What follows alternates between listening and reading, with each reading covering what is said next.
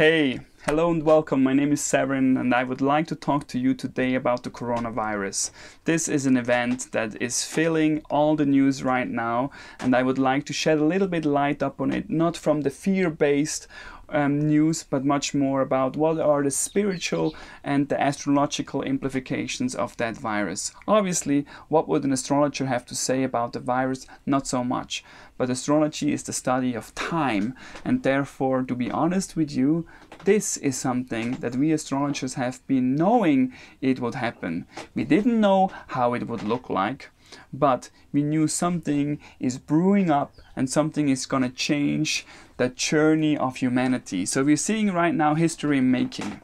So there are basically two sides right now where we can see there's one side who says, come on guys, this is just conspiracy. This is just another pharmaceutical big company that spreads fear in order to make money.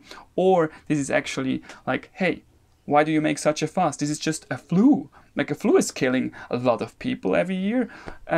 Traffic accidents is killing even more people every year. What's the big fuss about 4,000 people dying? That's one side. Then we have the other extreme who is suddenly realizing in their normal life, waking up and looking around them and seeing, wow, borders are closing, schools are closing, people are buying all the shelves empty in the supermarkets, I have to have a waiting line. There's so much fear and worries and actually leading to a freezing of not being able to cope with the normal life, that you constantly think like, what should I do next? And you don't know the answer, that you're following other information and you just realize there's a big despair inside of your life and you are basically lost. So these are the two extremes, and I hope we can come away from the two extremes and find ourselves a little bit more in the middle.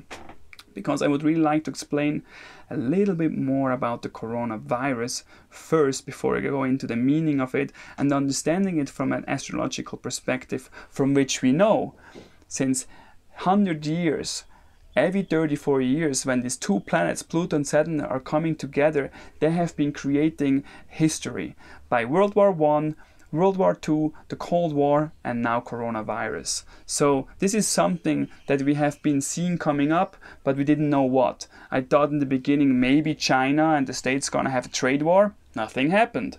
Then I thought, ooh, in the Middle East, they killed in Iran a high member of the military. I thought now the Middle East gonna explode. Nothing happened.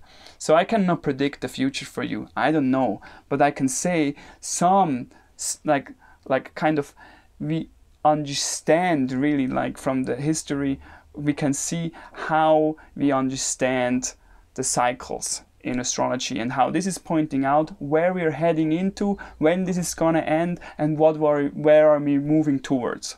But first, let me explain a little bit more about the coronavirus, because we have to understand two things. First, there is the health cases, and then second, there is the economy, and then we also have to understand exponential growth. So first of all, let me tell you, okay, we know now that this is a pandemic, okay? The World Health Organization finally, after a long time, they admitted that this is a pandemic. So we can say with that safely, everybody knows that this is not something that we can stop. This is a disease or a virus that is highly contagious and it will spread more. The question is just, can we delay it? So right now, there's a lot of efforts being made by different countries to try to contain that virus. And why is that so important? Because you could say, yeah, but it's just like the flu. It happens every time, every year. Why do we have to be so severe, so much panic, and so draconic, so restrict measurements? And that's simply because, yeah, but it's not the flu. Like, you don't have any resilience. You don't have any vaccinations. If this is coming along, that means the likelihood of people getting infected is between 30 to 70% of the population, depending on the reactions of the country. This is huge. So imagine now, even if just a small number of that is actually getting a disease that is becoming very complicated, that they have to go to hospital.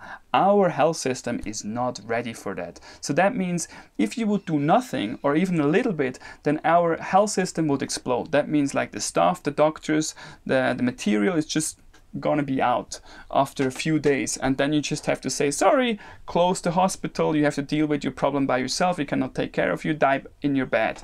And that's basically what we are seeing now happening, because there's some countries that say, yes, let's take care of that, and we put all the effort into it, like Taiwan, like China, like Singapore, like Hong Kong. They were saying, you know what, we just freeze the entire country, we don't care about the economy, we just have to take that under control, okay? But then there are other countries like the States, like Europe, you know, France, Germany, Spain, Switzerland, and there are other countries where it's coming to, like Iran, where we have to say, like, well, our government, the leaders, they didn't take care properly. They were saying, no, we're not taking proper actions. We're just slowly doing it and saying we have it under control. No panic, no worries, it's all good.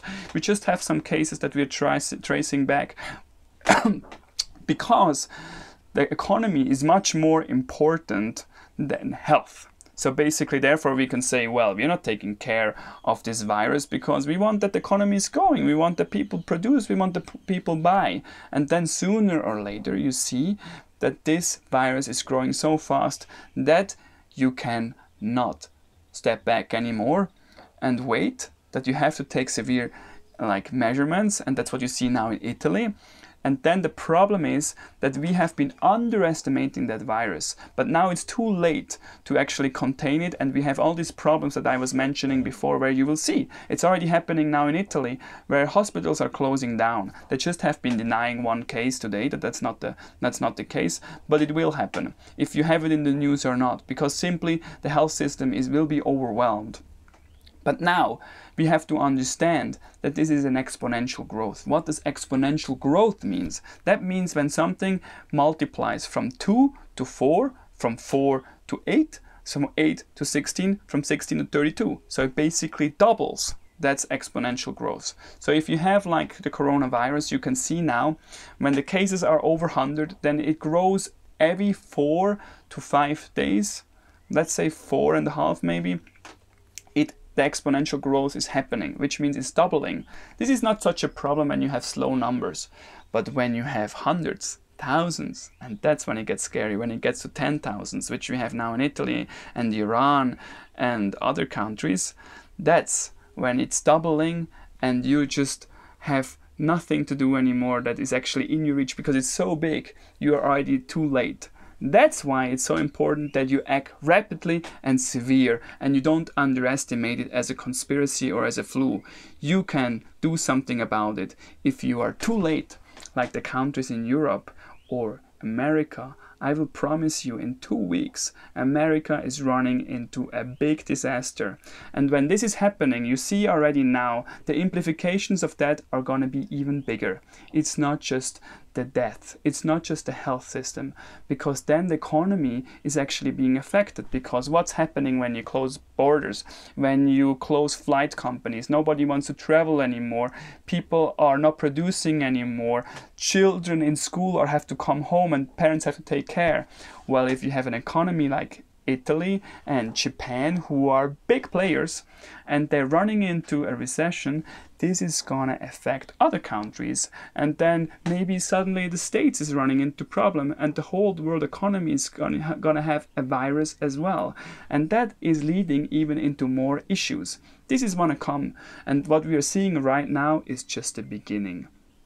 The beginning of what? The beginning of the end of the world? The beginning of panic and despair? No, it's just life. We are basically having a big wake-up call, and it's necessary. The way or the direction we were heading into was definitely not a healthy one. The way we were treating ourselves and the planet Earth and the species or the animals around us, everything was simply dying, and it was just a question of time until artificial intelligence is taking over. But right now we're giving ourselves a break. We're giving ourselves a little virus in order to rethink if this was the right direction we were heading into. And from an astrological perspective, we can say the time we're in right now, the dissolution of our governments, of our structure on a financial level, but also on an economical level, on a whole hierarchy or the patriarchy like the whole system that has been in place is basically right now falling apart. And what is leading this to? Well, this is basically the beauty about it. This is nothing that we have to be worried about. Yes, it's basically a difficult moment in history. But if you would ask somebody that's older than 50 years, then they would say, hey guys, you have been very, very fortunate. The last 40 years were actually very calm, very stable and beautiful. But I have to tell you, my little boy, my little girl, that actually difficulties have been part of history and life as well. So there's nothing to ask now, is this going to be the end of the world? This is simply a moment to learn from, to grow from, and to actually evolve. And this is something that we are right now in process with. This is the beginning, and this whole journey is leading us until 2025. So this is a bigger journey that we are going through from 2020 to 2025 when we look at it from an astrological perspective, simply because Pluto is moving into Aquarius then. And that's where we are right now. So we can say 2020, we just have started that journey of the coronavirus and the difficulties and the struggles that it leads us into. And actually, these will be difficult times, and it's going to be even more difficult by the end of the year when the recession is going to hit, when America is going to run into troubles as well. So we are seeing just the beginning of that entire story. So, but to come to the real essence of this talk is really like, I want to say that this is just in order that we reconnect what's really useful or valuable for us, because that means we are forced to again not create a future by society, like, you know, by the trends, by the goods that we have been producing, but much more coming back into touch with ourselves. And that's what we are basically right now in.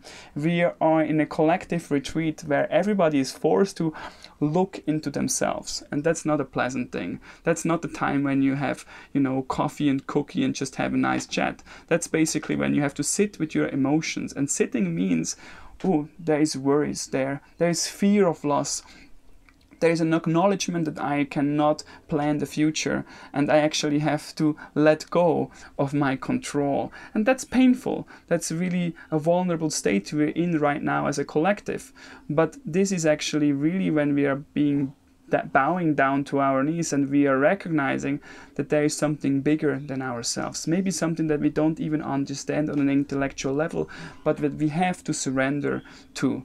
And that's where I would like to point to, because obviously, like, this talk is simply kind of a encouragement from me as a meditation teacher and retreat center owner, that like, hey, ultimately, like, we really have to take care of ourselves. We cannot look out and ask the government or the political leaders to take care of us. Ultimately, we can only take care of ourselves. And that means an introspection is necessary. And this introspection that's happening right now on a collective level, even though it's forceful, it's going to create a huge shift. And it's already happening right now. But first things have to fall apart before they come better.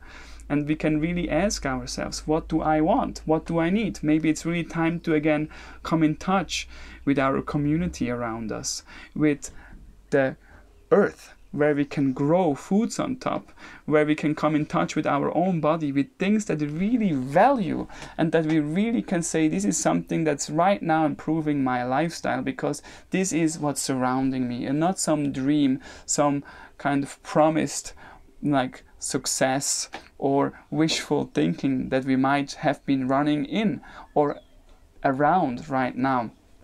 So therefore, right now, it's really a collective purge happening, a collective wake-up call, and this is history in making, which we are watching right now. So this, I will continue with these talks on YouTube. This is just one of many, so please subscribe. I will share also every new moon and full moon, like what's going on the collective level, but also on a personal level.